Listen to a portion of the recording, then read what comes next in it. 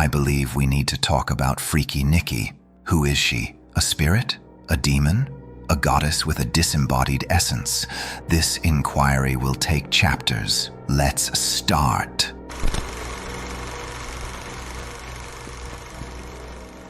Freaky Nikky was unleashed when Bear broke the one-wish willow object. So esoterically speaking, there was a relationship between Bear's utterance of the wish and the creation of Freaky Nikky. In my opinion, the mechanism through which this was accomplished was neurological, more specifically, Nikki's memory. In the car scene, you can see the entity ransacking Nikki's memory, like trying to hijack her selfhood, taking over her biological and psychical space like a new landlord. Let's consider the exhibits. Exhibit 1. I had to pull up directions. You said you had something for me?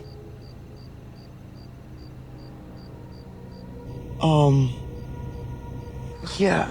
I left it at home. Okay.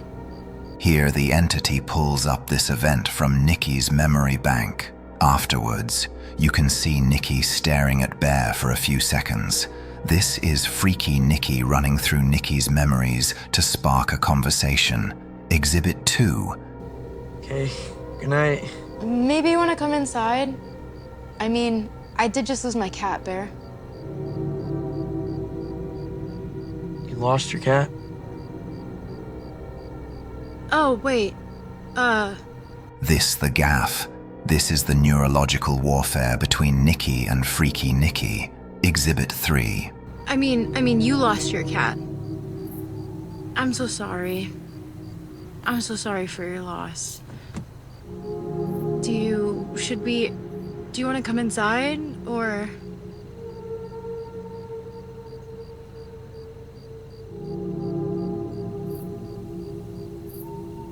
Nikki, are you okay? Are you okay? Am I okay because of the cat? The pauses and the weird stare is Freaky Nikky trying to establish her fangs in Nikki's memory. Imagine a virus building its personality by browsing the memory of its host. Essentially, Freaky Nikky is wearing Nikki's body and mind as her own. You can also see the exact moment where Nikki tries to fight back for the ownership of her body, mind, and memory. Here we see two personalities. Yeah. Yeah, I'm fine. Why don't you come inside and we can have some drinks and talk about your cat? Yeah. I'm sorry. Yeah. Nikki, I'm confused. I think you're drunk. No, I'm not. That's Freaky Nikky. Wait, what the fuck? That's Nikki. Nikki, what the fuck? Are you okay? I'm acting so weird. This is so weird. That's Freaky Nikky back at the driver's seat. If you have seen the movie, I suggest a rewatch to see Nikki and Freaky Nikky struggling for dominance in one body.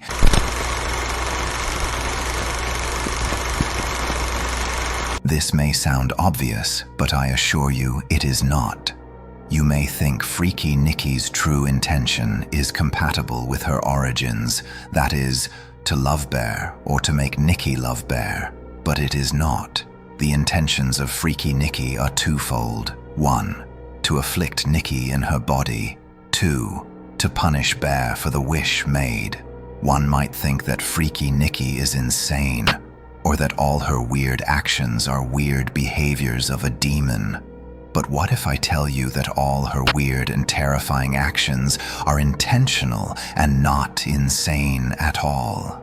Freaky Nikky is not a love entity. In fact, one can say it hates Bear with passion. Her capacity for disguising her true intentions can only mean one thing. The entity called Freaky Nikky is a good liar. Let's present the exhibits. Exhibit 1. She lied about Nikki's dad so that she can get close to Bear. Why? My dad's dying.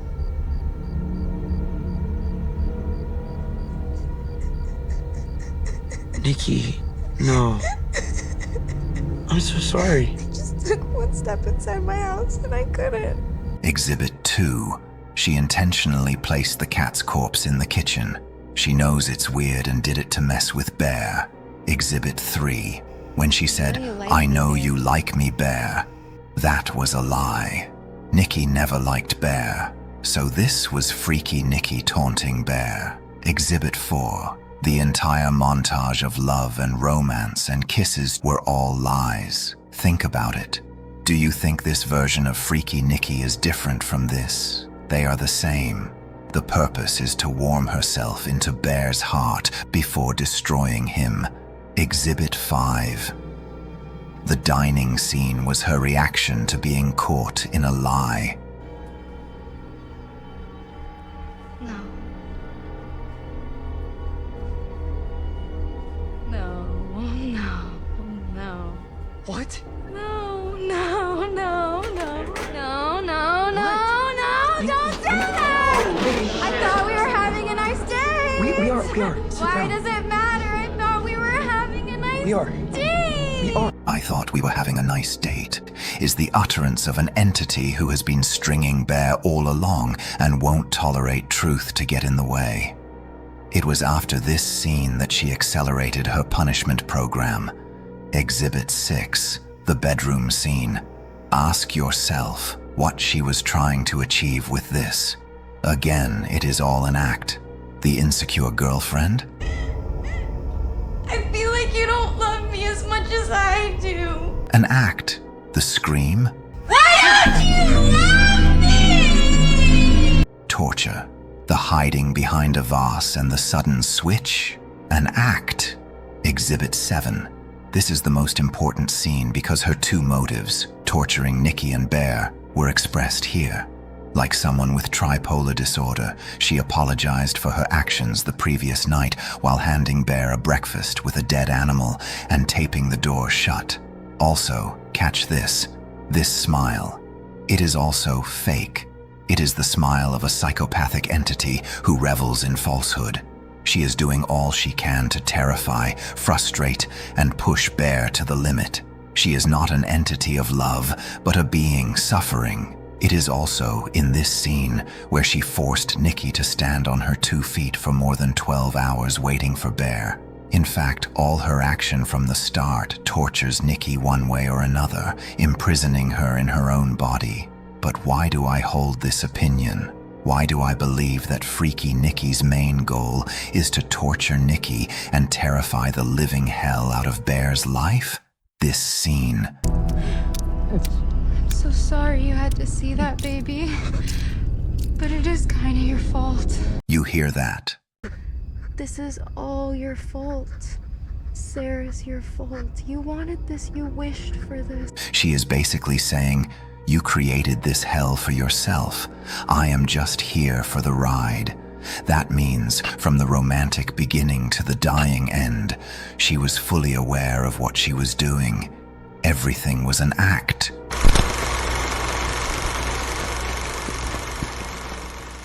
Who is Freaky Nikky? A demon, an entity, or a goddess from a distant part of the universe? After 54 hours of esoteric research, I realized the entity called Freaky Nikky doesn't neatly align with a traditional demon, ghost, or standard possessive spirit. Notwithstanding, there are some basic facts we can explore. Number 1. Nikki is a possessing spirit and not a goddess. Gods rarely possess random people as their primary mode of operation. Possession is far more characteristic of demons, trickster entities, and certain folkloric witches' familiars. This is already pointing toward an incorporeal intelligence rather than a goddess. Gods and goddesses have domains, but Nikki seems to have an individual fixation. Her entire existence narrows onto Bear. That is much more spirit-like than divine. Number 2. Freaky Nikky is an expert manipulator. She exhibits the behavior of a deceptive spirit. Across traditions, from Christianity to Islam to ancient Mesopotamia, the defining feature of malicious spirits is not violence. It is deception. They imitate love. They imitate destiny. They imitate intimacy. They study their victims. Number 3, it enjoys bear's scent. It smells like you. What are you doing? Watching you sleep. You're so cute when you sleep.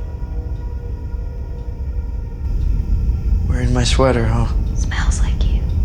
This is surprisingly interesting. Many occult traditions attribute spiritual significance to things intimately connected with a person: scent, sweat, hair, clothing, breath, and blood. The idea is that these carry a person's essence. Nikki commented twice on how Bear smelled. It also cut his hair. This implies that it may literally be feeding on or identifying his essence. This behavior actually resembles vampires, succubi, and certain folkloric spirits more than demons from modern horror films. Number 4, wish fulfillment. The entity emerges from the utterance of a wish. This is where she starts resembling the old idea of a Faustian spirit. Many traditions describe entities that grant desires, but always by twisting them. Examples include Jinn, crossroads spirits, and monkey's paw folklore. They don't simply give, they bind. These entities are notorious for granting literal desires while twisting the parameters to punish the supplicant. Bear wished for Nikki to love him more than anyone in the world, and the entity delivered by converting that love into a suffocating, predatory, and psychologically agonizing cage. It is a torturer who masquerades as a lover because the curse's main function is ironic punishment. Number 5, the altar. This is the biggest clue.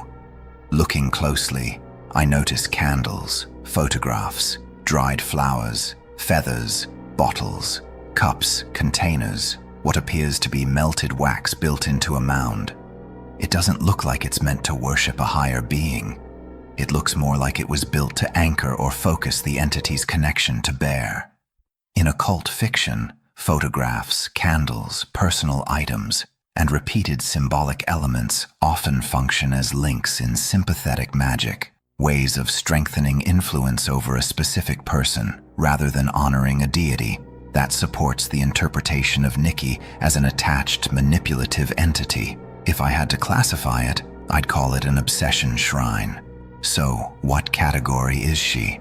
It is obvious, even from the title of the movie, that Freaky Nikky is a type of obsessive spirit with the purpose to isolate, manipulate, seduce, dominate, and consume. Obsessive spirits don't necessarily want death. They want ownership. Nikki behaves almost exactly like this. It is also apparent that she is a Faustian sprit.